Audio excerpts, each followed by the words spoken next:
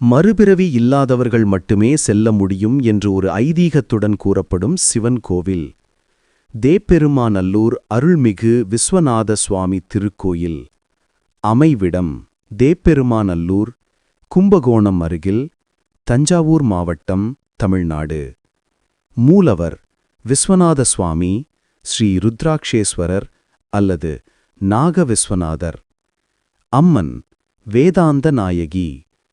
எங்க கோவிலின் சிறப்பு: இத்தலத்து இறைவனை மனமுருகி வணங்குபவர்களுக்கு மறுபிறவி இல்லை, மோட்சம் என்பது ஐதீகம்.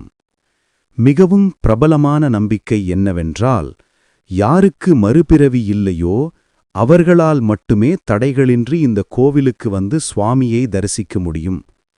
அகத்திய முனிவரே பலமுறை முயற்சித்தும் தனது கர்மாக்கள் மீதமிருந்ததால் அவரால் இந்த கோவிலுக்கு வர முடியவில்லை என்றும் ஒரு தல வரலாறு கூறுகிறது. இது ஒரு தனித்துவமான நம்பிக்கையாகும். பொதுவாக மோட்சம் என்பது ஒரு ஆன்மீக நிலை என்றாலும், இந்த கோவில் அந்த நிலையை அடைய உதவும் சிறப்பு வாய்ந்த திருத்தலமாக கருதப்படுகிறது.